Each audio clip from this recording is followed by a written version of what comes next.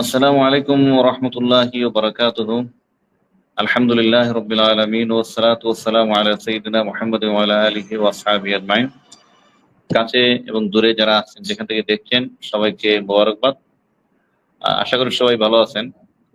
আজকের এই দিনটা বিভিন্ন কারণে সংঘাত মুখর ছিল। আর ইতিমধ্যে আমরা যে টপিকটা আমি আলোচনা করতে চাচ্ছি যে হাদিসের আলোকে, কোরআন হাদিসের আলোকে জুলুমের পরিণাম। জুলুম এই সময়ে ব্যাপকভাবে আমাদের সমাজে চলছে। চাঁদাবাজি, রাহাজানি, খুন খারাপি, এটা ব্যাপক।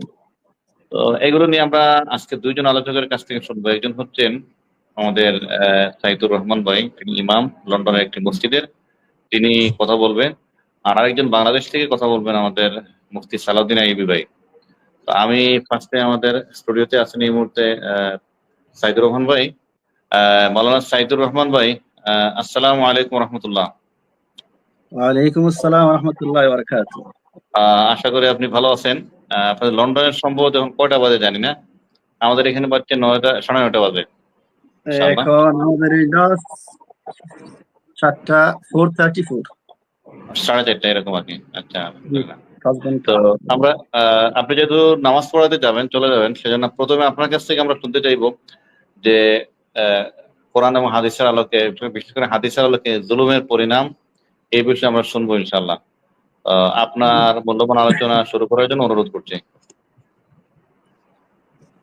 আলহামদুলিল্লাহি রাব্বিল আলামিন ওয়াস সালাতু ওয়াস সালামু আলা সাইয়্যিদিল আমবিয়াল মুরসালিন ওয়া আলা আলিহি ওয়া আসহাবিহি আজমাইন, আম্মা বাদ। আজকের অনুষ্ঠানের সম্মানিত সঞ্চালক মুহতারাম রুহুল আমিন সাদি ভাই, বর্তমানে যারা শুনছেন এবং পরবর্তীতে শুনবেন, আসসালামু আলাইকুম ওয়া রাহমাতুল্লাহি ওয়া বারাকাতুহু। সকলকে মুবারকবাদ জানিয়ে আজকে শুরু করছি আমাদের একটা গুরুত্বপূর্ণ বিষয়, জুলুমের ভয়াবহ পরিণাম এই বিষয়ে। তো বিষয়টা খুবই গুরুত্বপূর্ণ, সময় উপযোগী একটা বিষয়।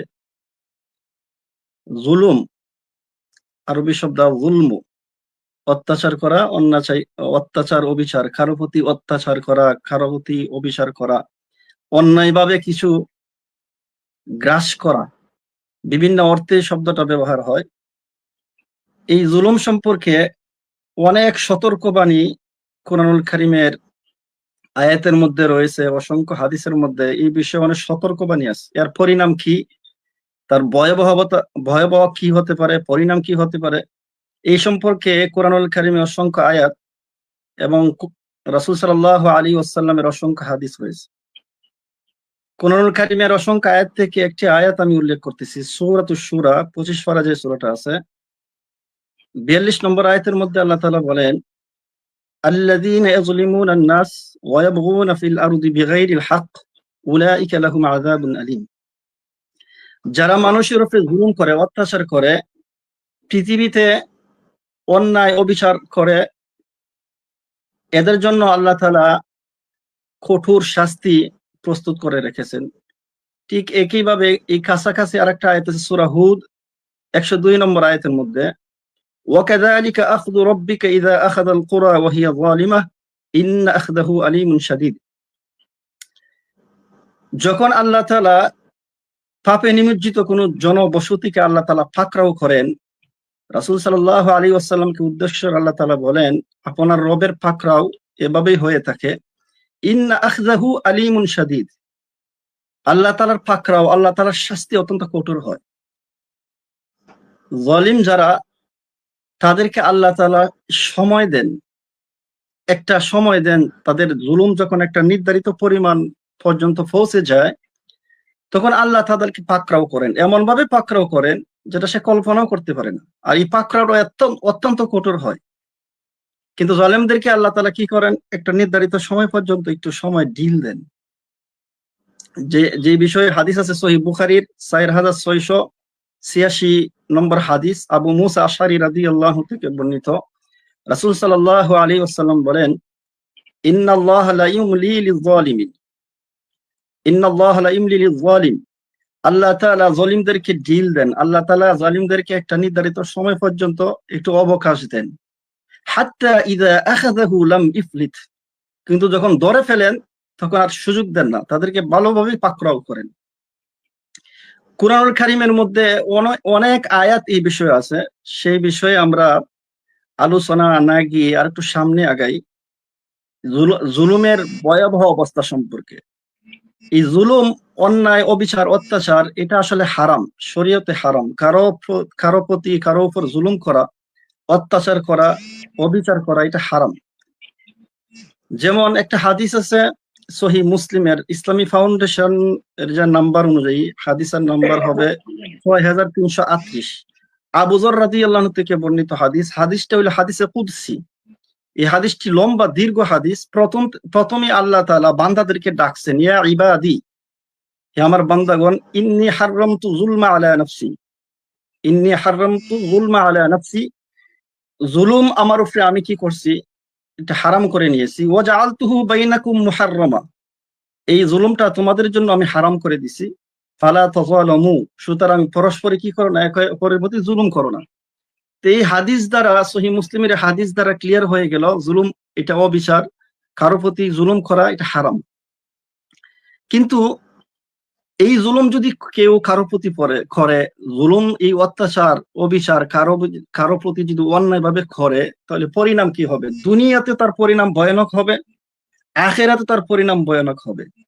কারণ সহিহ বুখারীর আর এক হাদিস আছে, যে হাদিসের নম্বর হলো 2447 নম্বর হাদিস।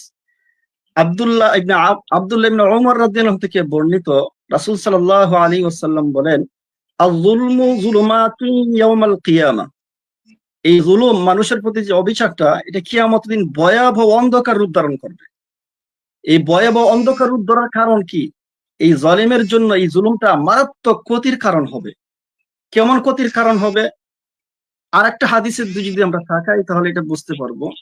এটাও সহিহ বুখারীর হাদিস, 2452 নম্বর হাদিস। এই হাদিসটি বর্ণিত হয়েছে সাঈদ ইবনে যায়েদ রাদিয়াল্লাহু আনহু থেকে। রাসূল সাল্লাল্লাহু আলাইহি ওয়াসাল্লাম বলেন, মান যালামা মিনাল আরদি শাইআ তুযিকাহু মিন সাবঈ আরাদিন। কঠোর একটা হাদিস, মানে আমাদের জন্য সতর্কবাণী আছে এই হাদিসের মধ্যে। রাসূল সাল্লাল্লাহু আলাইহি ওয়াসাল্লাম বলেন, কোন ব্যক্তি যদি জুলুম করে কারো সামান্য জমি, এই শাইআ শব্দ দ্বারা বোঝা যাইতেছে নাকেরা হওয়ার কারণে বোঝা, সামান্য জমি যদি অন্যায়ভাবে কেউ গ্রহণ করে, দখল করে নেয়, কারো কাছ থেকে যদি ছিনিয়ে নেয় সামান্য জমি, তুযিকাহু মিন সাবঈ আরাদিন, কিয়ামতের দিন এই ব্যক্তিকে, যে ব্যক্তি জুলুম করে কারো জমি গ্রাস করে নিল অন্যায়ভাবে, কিয়ামতের দিন ওই ব্যক্তির গলার মধ্যে 60টা জমিন একটা মালা বানিয়ে আল্লাহ তাআলা তার গলায় লটকিয়ে দিবেন।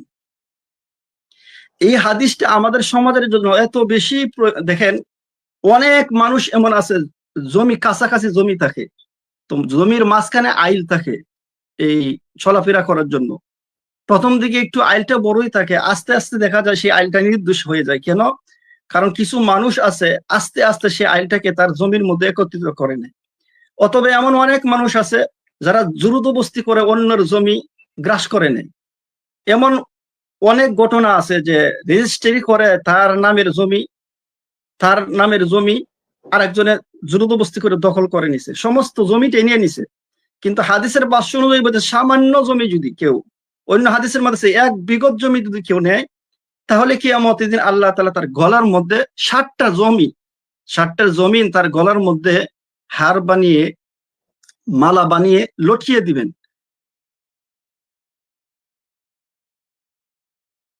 তুমি কিভাবে আল্লাহ তাআলা কিয়ামতের দিন এভাবে লটকিয়ে দিবেন, হাদিসের অনেক ব্যাখ্যা মুহাদ্দিসিনে কেরাম করছেন। সেই দিকে না গিয়ে অতটুকু বলি, কিয়ামতের দিন আল্লাহ তাআলা ওই ব্যক্তিকে শাস্তি দেওয়ার জন্য এটা করবেন। আর পরবর্তীতে হাদিস থেকে একটু ব্যাখ্যা পাওয়া যায়, সেই ব্যাখ্যাটা কি? 2454 নম্বর হাদিস। এই হাদিসটি বর্ণিত হয়েছে আব্দুল্লাহ ইবনে উমর রাদিয়াল্লাহু আনহু থেকে। রাসূল সাল্লাল্লাহু আলাইহি ওয়াসাল্লাম বলেন, মান আখাযা মিনাল আরদি শাইআ বিগাইরি হাক্কি, যদি কোনো ব্যক্তি কারো জমি, সামান্য জমি যদি জুলুম করে, অন্যায়ভাবে যদি গ্রাস করে, অন্যায়ভাবে যদি নিয়ে নেয়, তাহলে কি হবে? খুসিফা বিহি ইয়াউমাল কিয়ামাতি ইলা সাবঈ আরাদিন, কিয়ামতের দিন আল্লাহ তাআলা তাকে 7 জমিনের নিচে দশিয়ে দিবেন। ওই ব্যক্তিকে শাস্তি দেওয়ার জন্য আল্লাহ তাআলা এই কাজটা করবেন।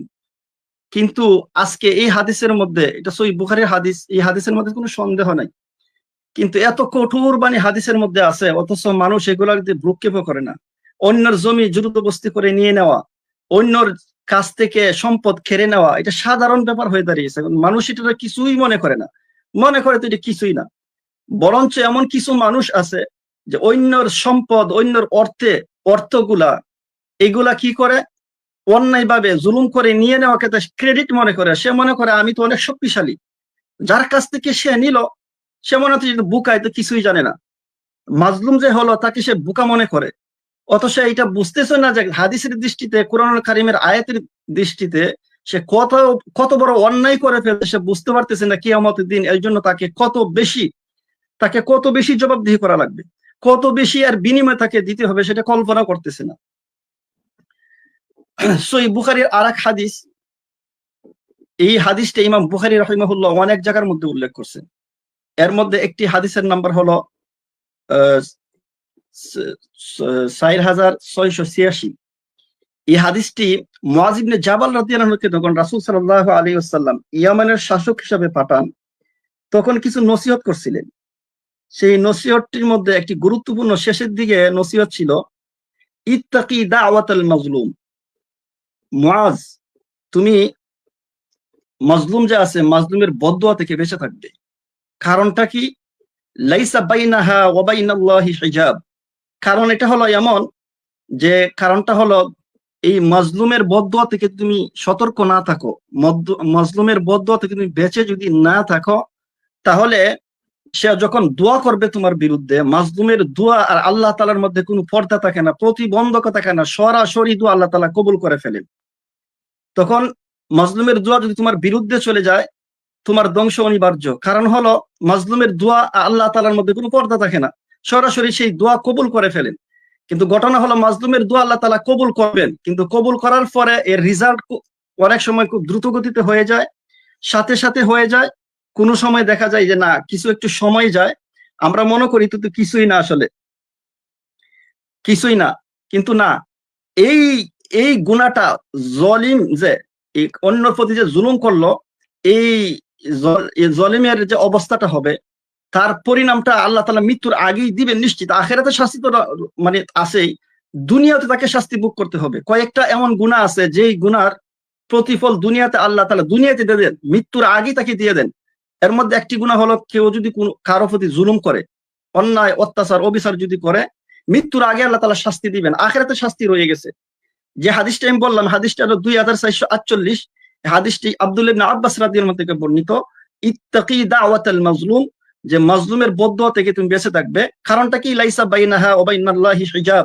কারণ মাজলুমের বদদুয়া আর এই যে আল্লাহ তাআলার মধ্যে কোনো পর্দা থাকে না, সেই দোয়াটা আল্লাহ তাআলা কবুল করে ফেলেন। তিরমিজিতে আরেক হাদিস আছে, যে হাদিসটি দ্বারা বোঝা যায় 3498, 3598। এই হাদিসটা আবু হুরায়রা রাদিয়াল্লাহু থেকে বর্ণিত। রাসূল সাল্লাল্লাহু আলাইহি ওয়াসাল্লাম বলেন, সালাসাতুল্লাহ তুরাদ্দু দাওয়াতুহুম। আল্লাহ তাআলা তিন ব্যক্তির দোয়া কখনো ফিরিয়ে দেন না, তারা দোয়া করার সাথে সাথে আল্লাহ তাআলা তাদের সেই দোয়া কবুল করে ফেলেন। এর মধ্যে এক নম্বর হলো আস-সাইম, রোজাদার যখন দোয়া করে, আল ইমামুল আদিল, ন্যায় বিচারক, আর হলো দাওয়াতুল মাজলুম, মাজলুমের দোয়া যখন আল্লাহ তাআলার কাছে, এই তিন ব্যক্তির দোয়া করার সাথে সাথে আল্লাহ তাআলা সেই দোয়া কবুল করে ফেলেন। সুতরাং আমরা যারা জুলুম করি মানুষের প্রতি, আমাদের জন্য অনেক সতর্কবাণী আছে এই সমস্ত হাদিসের মধ্যে। মানুষ তো মানুষের প্রতি জুলুম করে, মনে করে তো আসলে কিছুই না, কিছু হবে না, না, অনেক কিছুই হবে। যদি আমি বুঝতে পারি যে জুলুমের গুনাহ এত ভয়াবহ গুনাহ এটা হবে কিয়ামতের দিন, দুনিয়াতে এর শাস্তি আমাকে ভোগ করতে হবে, আখিরাতের শাস্তি, এমন শাস্তি আমাকে ভোগ করতে হবে। যে সহিহ বুখারীর কয়েকটা হাদিসের কথা বললাম, যে 2452, 2454 নম্বর হাদিস, এই হাদিসগুলাই প্রমাণ হয় কিয়ামতের দিন আমাকে শাস্তি ভোগ করতে হবে আমি যদি কারো প্রতি অন্যায় অবিচার করি, দুনিয়াতে জুলুম করি। আরেকটা সিরিয়াস হাদিস আছে আমাদের জন্য শিক্ষণীয়, সেটা হলো সহিহ মুসলিমের হাদিস। এটা বর্তমান জমানার জন্য খুবই গুরুত্বপূর্ণ। সেই হাদিসটি কি? সেই হাদিসটি হলো সহিহ মুসলিমের হাদিস, ইসলামী ফাউন্ডেশনের নাম্বার অনুযায়ী 6343 নম্বর হাদিস, আবু হুরায়রা রাদিয়াল্লাহু থেকে বর্ণিত হাদিস। রাসূল সাল্লাল্লাহু আলাইহি ওয়াসাল্লাম সাহাবা রাদিয়াল্লাহু আনহুদেরকে একদিন জিজ্ঞেস করতেছিলেন আতাদরুনা মাল মুফলিস, ও আমার সাহাবা, তোমরা যারা আছো তোমরা কি জানো মুফলিস কে? আমার উম্মতের মধ্যে মুফলিস কারা, এটা কি জানো? তো সাহাবা রাদিয়াল্লাহু আনহু বলেন মুফলিস তো তারাই, আল মুফলিসু ফিনা মান লা দিরহাম লাহু ওয়ালা মাতা। আমরা তো জানি মুফলিস ওই ব্যক্তি যার কোনো অর্থ সম্পদ নাই, সেই হলো মুফলিস। আল্লাহ রাসূল সাল্লাল্লাহু আলাইহি ওয়াসাল্লাম বললেন না, মুফলিস সেই ব্যক্তি না। দেখেন রাসূল সাল্লাল্লাহু আলাইহি ওয়াসাল্লাম কি বলতেছেন, ইন্নাল মুফলিসা মিন উম্মতি ইয়াউমাল কিয়ামাতি বিসলাতিন ওয়া সিয়ামিন ওয়া যাকাতিন। মুফলিস হলো তারাই, আমার উম্মতের মধ্যে মুফলিস হলো তারা যারা কিয়ামতের দিন নামাজ, রোজা, যাকাত এগুলার বিশাল বড় এক সওয়াবের ভান্ডার নিয়ে সে আসবে। কিয়ামতের দিন মানুষে দেখে মনে করবে সে কতই না সৌভাগ্যশীল ব্যক্তি, বিশাল বড় নেকির ভান্ডার নিয়ে আসবে কিয়ামতের দিন। কিন্তু অবশেষে দেখা যাবে এই আমার উম্মতটা জাহান্নামী হয়ে যাবে। কেন? রাসূল সাল্লাল্লাহু আলাইহি ওয়াসাল্লাম বলতেছেন ওয়ায়াতি ক্বাদ শাতামা হাদা, কারণ এই আমার উম্মতটা এত বেশি নেকির ভান্ডারের অধিকার হওয়ার পরেও জাহান্নামী কেন হবে? কারণ সে দুনিয়াতে থাকতে কাউকে গালি দিছে, কারো প্রতি এই জবান দিয়ে তাকে অ্যাটাক করছে, জুলুম করছে, এই জবান দিয়ে কাউকে গালি দিছে, আর কি করছে ওয়াকাযাফা হাযা, কারো প্রতি মিথ্যা অপবাদ দিছে, ওয়া আকালা মালা হাযা, কারো সম্পদ সে আত্মসাৎ করছে, অন্যায়ভাবে কারো সম্পদ আত্মসাৎ করছে, ওয়া সাফাকা দামা হাযা, কাউকে অন্যায়ভাবে হত্যা করে ফেলছে, ওয়া দারাবা হাযা, কাউকে আঘাত করছে। তখন কি হবে? যে এই ব্যক্তিটা এত বেশি নেকির ভান্ডার নিয়ে উপস্থিত হবে। আল্লাহ রাসূল সাল্লাল্লাহু আলাইহি ওয়াসাল্লাম বলেন ফায়ুতা হাযা মিন হাসানাতি ওয়া হাযা মিন হাসানাতি, ওই ব্যক্তির নেকি থেকে যাকে গালি দিছিল, যার সম্পদ অন্যায়ভাবে গ্রাস করছিল, তাদেরকে দিয়ে দেওয়া হবে। এরপরে আল্লাহ রাসূল সাল্লাল্লাহু আলাইহি ওয়াসাল্লাম বলেন ফাইন ফানিয়াত হাসানাতুহু ক্বাবলা আন ইউকদামা আলাইহি, যদি তার এই নেকি শেষ হয়ে যায়, ওই মুফলিস ব্যক্তির যে কারো প্রতি জুলুম করছিল তার নেকি শেষ, আর নেকি নাই, শেষ হয়ে গেছে, নিঃশেষ হয়ে গেছে, সমস্ত নেকির ভান্ডার তার শেষ। এইবার রাসূল সাল্লাল্লাহু আলাইহি ওয়াসাল্লাম বলেন উখিযা মিন খাতায়াহুম ফাতুরিহাত আলাইহি, তখন কি করা হবে? তার নেকি যেহেতু শেষ, তখন ফাওনাদার রয়ে গেছে, ওই ফাওনাদার যারা আছে তাদের গুনাহ ওই ব্যক্তির গাড়ির মধ্যে চাপিয়ে দেওয়া হবে। সবচেয়ে ভয়ানক যে তথ্যটা, ভয়ানক যে সতর্কবাণীটা আছে, তারপরে রাসূল সাল্লাল্লাহু আলাইহি ওয়াসাল্লাম বলেন সুম্মা তুরিহা ফিন্নার, ওই ব্যক্তিকে গলা ধাক্কা দিয়ে জাহান্নামে ফেলে দেওয়া হবে। আল্লাহ তাআলা আমাদেরকে ওই হাদিসের মিজদাক থেকে আল্লাহ তাআলা হেফাজত করুন। যেই ব্যক্তিটা এত নেকির ভান্ডার নিয়ে কিয়ামতের দিন উপস্থিত হবে, সেই ব্যক্তি জান্নাতে যাওয়া দূরের কথা, অবশেষে জাহান্নামী হবে। কেন? দেখেন এই ব্যক্তিটা মুসলিম হবে, হাদিস দ্বারা প্রমাণ হয়, হাদিসের দুইটা অংশ দ্বারা বোঝা যাইতেছে এই ব্যক্তিটা মুসলিম হবে। কারণ রাসূল সাল্লাল্লাহু আলাইহি ওয়াসাল্লাম বলছেন ইন্নাল মুফলিসা মিন উম্মতি, মুফলিস হলো, হতভাগ্য হলো ওই ব্যক্তি, আমার উম্মতের মধ্যে অভাবগ্রস্ত হলো, অসহায় উম্মত হলো, সবচেয়ে দরিদ্র হলো ওই ব্যক্তি যে কিয়ামতের দিন উপস্থিত হবে নেকি নিয়ে, বিশাল নেকি নিয়ে। একটা মিন উম্মতি বলছেন, আর একটা বলছেন ইয়াতি বিসলাতিন ওয়া সিয়ামিন ওয়া যাকাতিন, যে নামাজ, রোজা এবং যাকাত এর নেকি নিয়ে সে আসবে। এই দুই অংশ দ্বারা বোঝা যাইতেছে এই ব্যক্তিটা মুসলিম হবে। মুসলিম হওয়ার পরেও কিয়ামতের দিন তাকে জাহান্নামে যেতে হবে। একমাত্র কারণটা কি? কারণ হলো ওই ব্যক্তি জালেম ছিল, কারণ ওই ব্যক্তি মানুষকে গালি দিত, ওই ব্যক্তি মানুষকে অপবাদ দিত, মানুষের ও আকালা মাল হাযা, রাসূল সাল্লাল্লাহু আলাইহি ওয়াসাল্লাম বলছেন যে অন্যের সম্পদ সে গ্রাস করে নিত, অন্যায়ভাবে জুলুম করে অন্যের সম্পদ সে গ্রাস করত, অন্যের জমিন সে দখল করে নিত। আরেকটা দেখেন বর্তমান যমুনার সাথে আমাদের মিলে যায়, ওয়াসাফাকা দামা হাযা, অন্যায়ভাবে কাউকে কি করতে, হত্যা করে ফেলতো। ওই চাঁদাবাজি যে বর্তমানে মানুষে করতেছে, নিজের সম্পদ মনে করে অন্যের সম্পদ গ্রাস করতেছে, ওয়া আকালা মাল হাযা, এই অংশের মধ্যে তারা প্রবেশ করে নিবে, যে চাঁদাবাজি করতেছে, অন্য সম্পদ গ্রাস করতেছে, আবার এই চাঁদাবাজি করতে গিয়ে অন্যকে মেরে ফেলতেছে। কিয়ামতের দিন ভয়াবহ তার প্রতিদান তাকে দিতে হবে। তার জন্য ভয়ানক কঠোর শাস্তি আল্লাহ তাআলা প্রস্তুত করে রাখছেন যারা জালিম হবে এই দুনিয়ার মধ্যে। সুতরাং আমরা তো মনে করি জুলুম বলতে মানুষকে শুধু হাত দ্বারা আঘাত করাই জুলুম, কথার দ্বারা ওইটা জুলুম, কথার দ্বারা আঘাত করা যায়। আরো সবচেয়ে বড় ভয়ানক জিনিস হলো বর্তমানে মানুষ সবচেয়ে বড় যে গুনাহটা করে, সেই গুনাহটা হলো ফেসবুকের মধ্যে কোনো ব্যক্তির সম্পর্কে আপনি একটা বাজে কমেন্ট করলেন, ব্যাড কমেন্ট করলেন, একটা মন্দ খারাপ একটা মন্তব্য করে দিলেন, এটাও আপনি জালিমের শামিল হয়ে যাবেন। কারণ অন্য কাউকে অযথা গালি দেওয়া এটাও জুলুমের শামিল। এই যে একটা কমেন্ট করলেন এক ভাইয়ের বিরুদ্ধে, তার কলিজার মধ্যে আঘাত করলেন, এটা এমন একটা গুনাহ, যেই গুনাহটা ওই ভাইয়ের সাথে মৃত্যুর পর্যন্ত হয়তো আর কোনোদিন আপনার সাথে সাক্ষাৎ হবে না। আপনি এই ব্যক্তির কাছ থেকে আর কোনোদিন মাফ নিতে পারবেন না, ক্ষমা চাওয়ার কোনো সিস্টেম নাই, যেহেতু এই ব্যক্তি সম্পর্কে আপনি কন্টিনিউ লিখতেছেন, ফেসবুকের মধ্যে কন্টিনিউ বাজেভাবে মন্তব্য করতেছেন, কারো বিরুদ্ধে এইভাবে লিখতেছেন যে একবারে নাম ধরে ধরে বলতেছেন অমুক খারাপ, অমুক অনেক কিছু।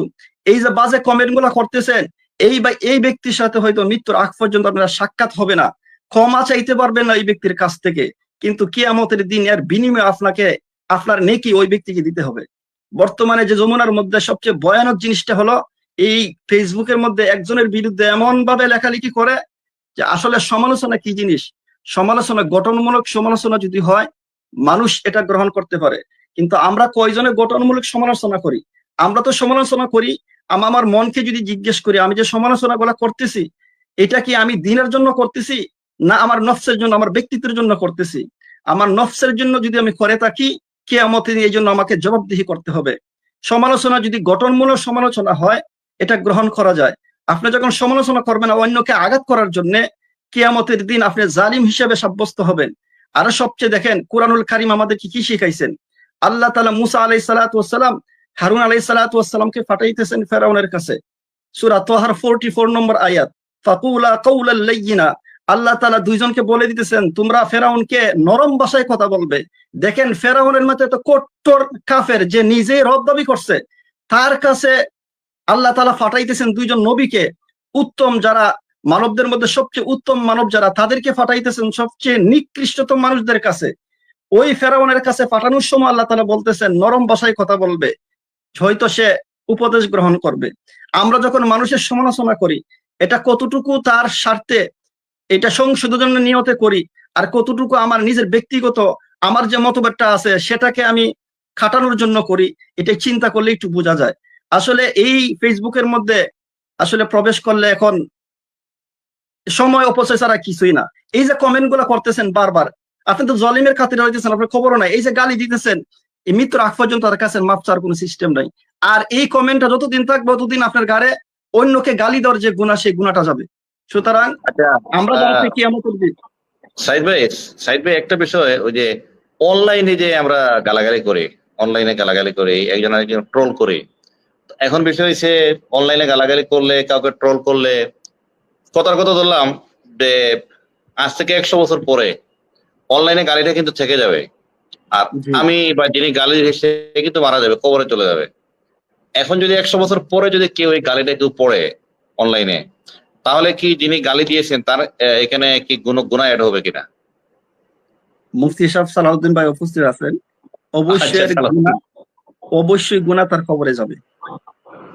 মানে গুনাহে জারিয়া, এটা অনলাইনে গালাগালি মানে গুনাহে জারিয়া বা গীবত, এরকম একটা ব্যাপার। দুইটা গুনাহ, একটা হলো তার কাছে ক্ষমা চাওয়ার কোনো সুযোগ নাই, যেটা কোনোদিন আর দেখা হবে না।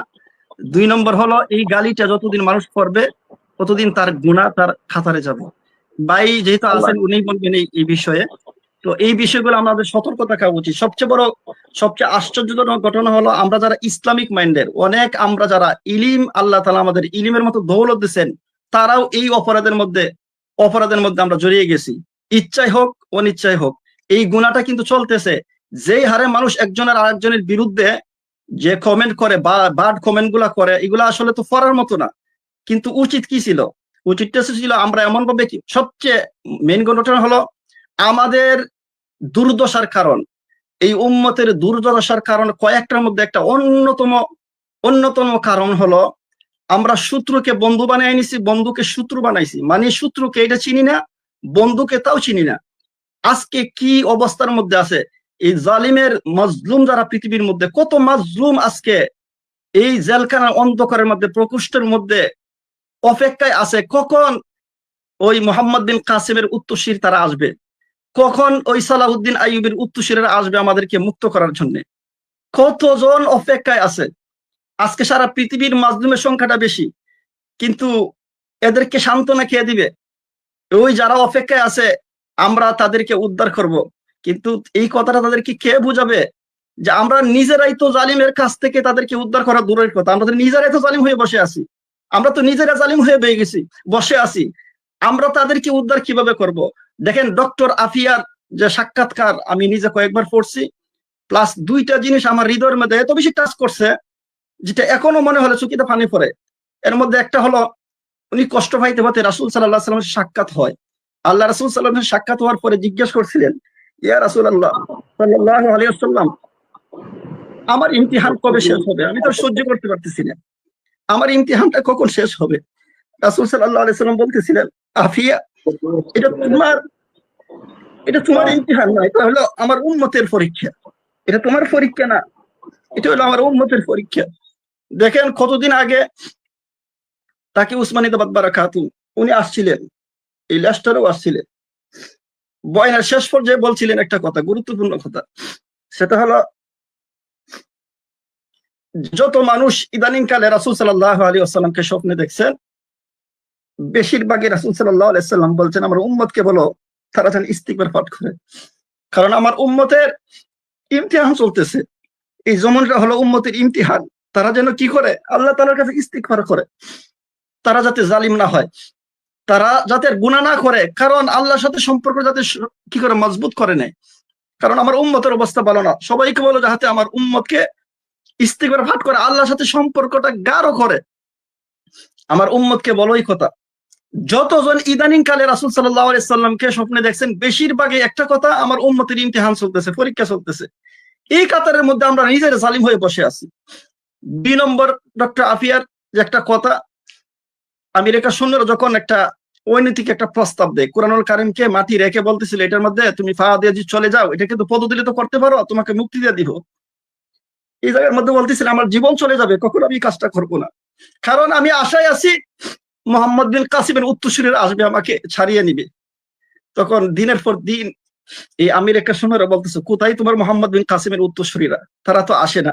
কত অভিমান নিয়ে একটা কথা বলছেন, চিন্তা করে দেখছেন যে মোহাম্মদ বিন কাসিমের উত্তরসূরিরা আসবে, আমি এই অনৈতিক কাজ করবো না, তারা আমাকে উদ্ধার করে নিয়ে নিবে।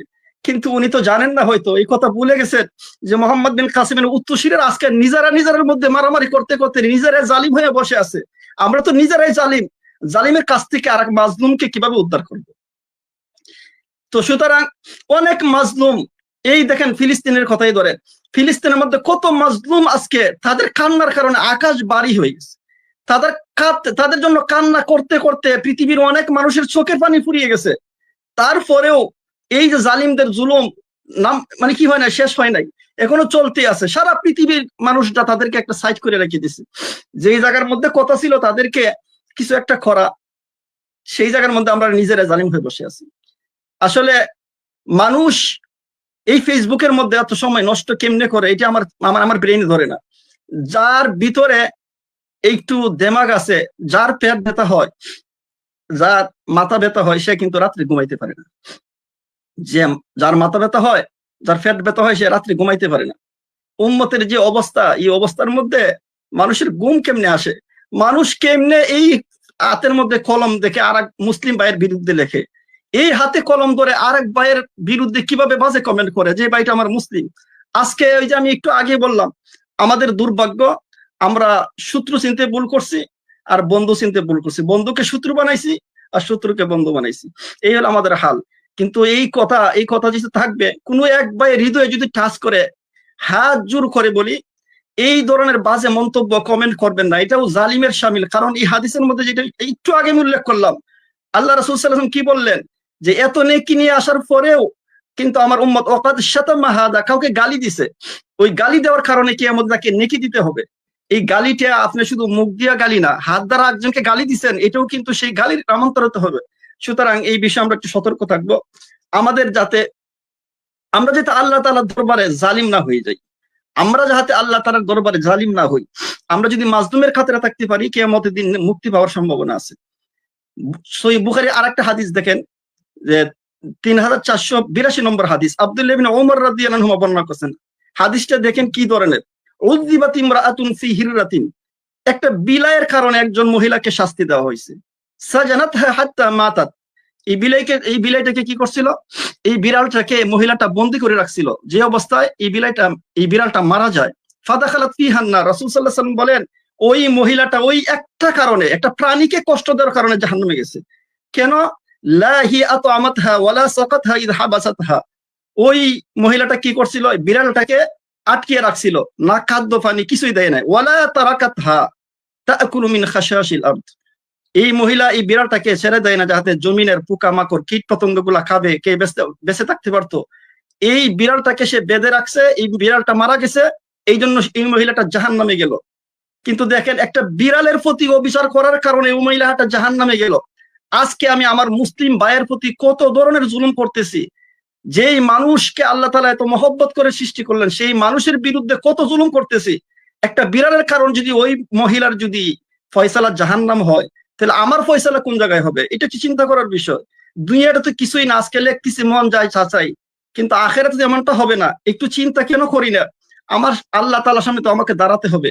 ইয়ামুতুল ইনসানু ইয়াউমা, মানুষ তো একজন মারা যাবে। ওয়া ইয়াকুমু আমামাল্লাহ, আল্লাহ তাআলার সামনে তাকে দাঁড়াতে হবে। ওয়া ইয়াসআলুন হায়াতি, আল্লাহ তাআলা তার জীবন সম্পর্কে প্রশ্ন করবেন। আমাকে আমার রবের সামনে আমাকে দাঁড়াতে হবে। কি জবাব দিব কিয়ামতের দিন? আমি কি জালিম হব নাকি মাজলুম হব? এটা আমাকে চিন্তা করতে হবে। সুতরাং আল্লাহ তাআলার দরবার যাতে আমরা জালিম না হই। এই জুলুমের ভয়াবহ পরিণাম সামান্য একটু আলোচনা করলাম, এইগুলা যদি আমরা একটা আমল করতে পারি, তাহলে বোঝা যাবে কিয়ামতের দিন জালিমদেরকে আল্লাহ তাআলা কি ধরনের শাস্তি দিবেন। দুনিয়াতে শাস্তি দিবেন অনেক, এই ধরনের আলোচনা লম্বা যেহেতু করা যায় না, সামান্য টাইম লিমিট, এই জন্য সংক্ষিপ্ত যা বললাম অতটুকুই শুধু বলি। জালিমের যে জুলুমের যে পরিণামটা হবে, জালিম আর জুলুমের যে পরিণামটা, এটা অত্যন্ত ভয়াবহ পরিণাম হবে। শেষের দিকে একটা হাদিস আমি বলে শেষ করতেছি, সুনানে নাসাইর হাদিস 1930 নম্বর হাদিস। কাতাদা রাদিয়াল্লাহু আনহু বর্ণনা করছেন, একদিন রাসূল সাল্লাল্লাহু আলাইহি ওয়াসাল্লামের সামনে দিয়ে একটা লাশ যাইতেছিল। তো আল্লাহ রাসূল সাল্লাল্লাহু আলাইহি ওয়াসাল্লাম বলেন, মুস্তারিহুন ওয়া মুস্তারাহুম মিন, ওই ব্যক্তিটা নিষ্কৃতি পেল অথবা তার থেকে অন্যরা নিষ্কৃতি পেল। তো সাহাবারা যেন জিজ্ঞেস করলেন, ইয়া রাসূল, এই কথার অর্থ কি? দেখেন রাসূল সাল্লাল্লাহু আলাইহি ওয়াসাল্লাম বলতেছেন, আল আবদুল মুমিন ইস্তারিহু মিনহুল আযা মিন নাসাবিদ দুনিয়া ওয়া আযাহা, বান্দা, নেককার বান্দা যখন মারা যায় তখন দুনিয়ার কষ্ট ক্লেশ থেকে সে মুক্তি পায়। আর ওয়াল আবদুল ফাজির ইস্তারিহু মিনহুল ইবাদ ওয়াল বিলাদ ওয়াশ শাজার ওয়াদ দাওয়াব, যখন ফাজির ফাফাসার জালিম যখন মারা যায়, তখন তার থেকে তার এলাকার মানুষ, তার শহরের মানুষ, তার এই যে গাছপালা, এরিয়ার মধ্যে যে গাছপালা, ইভেন পশু জানোয়ার যে পশুগুলো আছে, এই পশুগুলো পর্যন্ত তার কাছ থেকে মুক্তি পায়। দেখেন অনেক একটা ট্রেন্ড হয়ে গেছিল গত লাস্ট কয়েক বছর, মানুষ যখন মারা যেত ইন্না লিল্লাহি না বলে কি বলতো? আলহামদুলিল্লাহ বলতো। আমাদের লাইফটি কি এইভাবেই করবো যে আমি মারা যাবো আরেকদিন, আমার ব্যথা ব্যতীত না হয়ে ইন্না লিল্লাহি না বলে আলহামদুলিল্লাহ বলবে? এমন যদি লাইফটা হয়, আমি ফাসিক হব, আমি জালিম হব। এর জন্য কিয়ামতের দিন আমাকে জবাবদিহি করা লাগবে। আর একটা হাদিস বলে আমি শেষ করতেছি আমার আলোচনা। সাহাবা রাদিয়াল্লাহু আনহুম, আল্লাহ রাসূল সাল্লাল্লাহু আলাইহি ওয়াসাল্লামের সাহাবা, আল্লাহ রাসূল সাল্লাল্লাহু আলাইহি ওয়াসাল্লাম সাহাবা রাদিয়াল্লাহু আনহুম, আল্লাহ রাসূল সাল্লাল্লাহু আলাইহি ওয়াসাল্লামের সাথে কোন জায়গায় যাইতেছেন, আনাস রাদিয়াল্লাহু হাদিসটা বর্ণনা করেন, 1367 নম্বর হাদিস। তো যার একটা জানাজার মৃত ব্যক্তির সামনে দিয়ে যাইতেছিল, পাশ দিয়ে তারা যাচ্ছিল।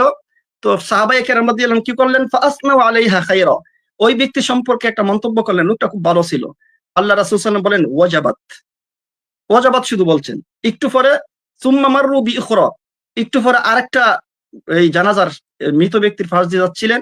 তো সাহাবা রাদিয়াল্লাহু আনহুম কি করলেন? ফাসনাউ আলাইহা শাররা, আল্লাহ রাসূল সাল্লাল্লাহু আলাইহি ওয়াসাল্লাম জবাব বলেন ওয়াজাবাত।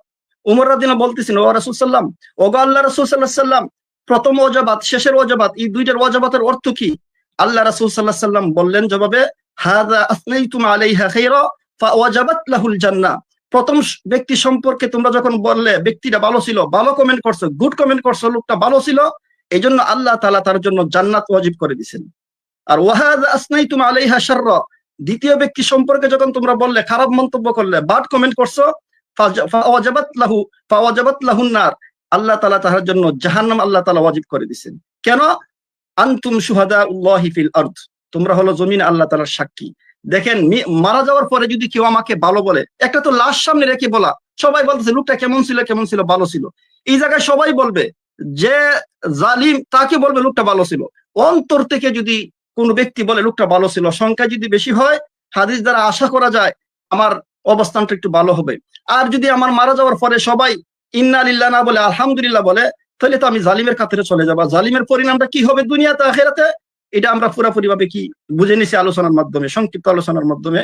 তো সংক্ষিপ্ত আলোচনা করলাম, এগুলো যদি কোনো ভাই একটু আমল করতে পারি, আমাদের আজকের যে আলোচনার যেটা বিষয় বা আজকের যে আলোচনার যে সময়টা, এটা কাজে লাগবে। একজন ভাই যদি মনে করি আর কোনোদিন কোনো ভাইয়ের প্রতি আমি জুলুম করব না, না হাত দ্বারা না মুখ দ্বারা।